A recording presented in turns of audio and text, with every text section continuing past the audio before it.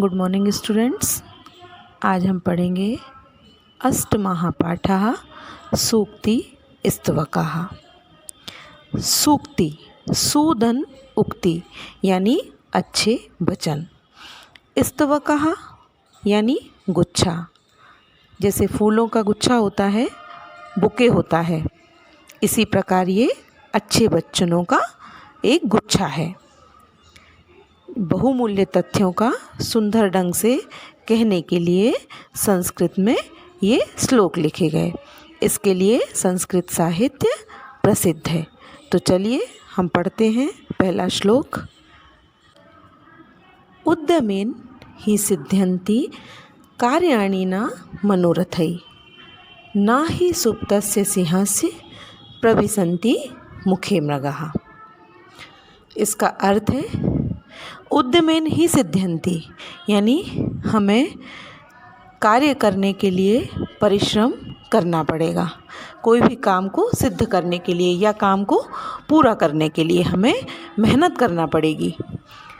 जैसे कि यदि शेर सोया है तो क्या मृग यानी हिरण उसके मुंह में खुद प्रवेश करेगा? क्या नहीं करेगा। उसको अपने भोजन के लिए शिकार करना ही पड़ेगा, यानी मेहनत करना ही पड़ेगी। यदि हमने सोच लिया कि हमको 90% आ जाएं या 95% आ जाएं, तो क्या सिर्फ हमारे सोचने से हमको ये परसेंट आ जाएंगे क्या? या टीचर आपको इतने मार्क्स दे देगी क्या? अब इस बच्चे ने सोच लिया है, चलो हम इसको 95% दे देंगे। नहीं, कैसे आएंगे? उसके लिए हमें मेहनत करना पड़ेगी। तो कोई भी काम सोचने से बस पूरे नहीं हो सकते, हमें उसके लिए परिश्रम करना पड़ेगा। नेक्स्ट, पुस्तके पठिताः पाठाः जीवने नैव साधिताः, किं भवेत् तेन पाठेन जीवने यो न सार्थकः। देखिए इसमें कितनी अच्छी बात बोली है कि पुस्तक में पढ़े गए पाठ को अगर जीवन में नहीं उतारा जाए तो ऐसे पाठ का क्या लाभ जो जीवन में सार्थक ही ना हो पाए। जैसे हमने कुछ भी पढ़ लिया, जैसे पहले श्लोक में ही हमने पढ़ा कि हमें कार्य पूरा करने के लिए मेहनत करना पड़ेगी। ये हमने पढ़ तो लिया लेकिन हमने इसको समझा नहीं, तो क्या होगा? पुस्तक पढ़ के कुछ भी नहीं होगा। हमें पुस्तक पढ़ के अपने जीवन में उस पाठ को उतारना भी चाहिए। कोई भी चीज़ सुनकर हमें उसको फॉलो करना चाहिए। खाली सुनकर एक कान से दूसरे कान से निकालना नहीं है। प्रिय वाक्य प्रदानेन सर्वे तुष्यन्ति मानवाः, तस्मात् प्रियम ही वक्तव्यम बचने का दरिद्रता। इस श्लोक में कहा गया है कि प्रिय वाक्य बोलने से सभी मनुष्य प्रसन्न होते हैं, इसलिए हमें प्रिय वचन ही बोलना चाहिए। अच्छे वचन बोलने में कोई कंजूसी करना चाहिए। अर्थात जैसे कि देखो, वाणी भगवान ने हमें उपहार में दी है ना। अन्य जीवों के पास है क्या वाणी? कोई और बोल सकता है क्या मनुष्य के अलावा? नहीं। और हमारे पास बुद्धि भी सर्वश्रेष्ठ है। ऐसे जानवरों के पास या पशु पक्षियों के पास ऐसी बुद्धि तो नहीं होती है जैसी हम मानवों में होती है, मनुष्य में होती है। तो हमें उसको अच्छे बोलने में, अच्छी वाणी बोलने में कंजूसी क्यों करना? दरिद्रता यानी गरीबी, उसमें हमें गरीबी क्यों दिखाना? हम उसमें गरीब हो जाएंगे क्या अच्छा बोलेंगे तो? नहीं ना।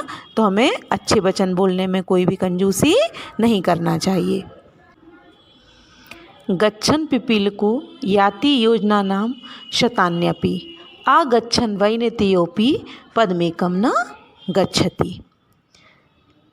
इसमें कहा है कि चींटी चलते हुए सैकड़ों मील आगे बढ़ती है और ना चलते हुए गरुड़ पक्षी एक कदम भी आगे नहीं बढ़ता है। आपने चींटी देखी है, कितनी छोटी होती है, लेकिन वो लगातार परिश्रम करती है, लगातार वो चलती रहती है। और वो इतनी सी चींटी भी सैकड़ों मील आगे बढ़ जाती है।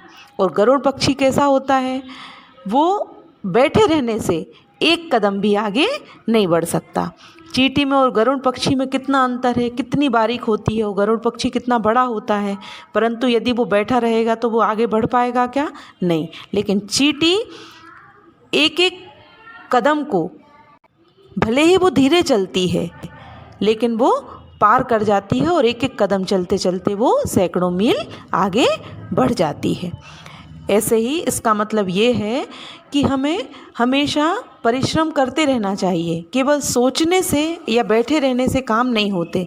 जैसे कि देखिए, स्कूल बंद हो गए थे, अब आप भी बैठे थे घर में, हम भी बैठे थे, है ना, कोई कुछ नहीं कर पा रहा था, परंतु फिर हम सोचा कि ऑनलाइन क्लास अटेंड करें। आपने भी मेहनत की, हमने भी मेहनत की, तो आज देखिए हम आपसे फिर जुड़ गए। भले ही स्कूल बंद है, घर में बैठे हैं, परंतु हम पढ़ाई तो कर रहे हैं ना, ऑनलाइन क्लास के थ्रू कर रहे हैं, बट कर तो रहे हैं ना। तो ऐसे परिश्रम करने से ही काम होते हैं, सोचने से नहीं होते। अगर बैठे रहेंगे तो काम कभी पूरे नहीं होंगे। काकाः कृष्णः पिकाः कृष्णः को भेदाः पिक काकयोः बसंत समये प्राप्ते काकाः काकाः पिकाः पिकाः। देखिए, कौआ भी काला होता है और कोयल भी काली होती है। फिर कौआ और कोयल में अंतर जानना मुश्किल होता है। यदि हमारे सामने दोनों बैठ जाएं तो शायद हम नहीं समझ पाएंगे, परंतु बसंत ऋतु में जब कोयल बोलती है तो हमें उन दोनों में भेद समझ आ जाता है। जैसे हम किसी को देखेंगे, कोई ऐसे ही है, फटे चिथे कपड़े पहने हैं, गरीब है, तो हम सोचेंगे अरे ये क्या करता होगा, ये क्या पढ़ाई करेगा, परंतु हो सकता वो बहुत होनहार विद्यार्थी हो, होनहार छात्र हो, है ना। तो हमें किसी के कपड़ों से या किसी के रहन सहन से उसके गुणों का अपितु उसके अंदर तक जाना चाहिए, है ना बच्चों। आज हमने अच्छी बातें सीखी, अच्छे वचन सीखे, तो मैं तो यही बोलूँगी, इन वचनों को आप भी अपने जीवन में उतारिए और इन बातों को अच्छी तरह समझिए, है ना बच्चों। Bye bye, good day, have a nice day. अब हम मिलेंगे नेक्स्ट वीडियो में।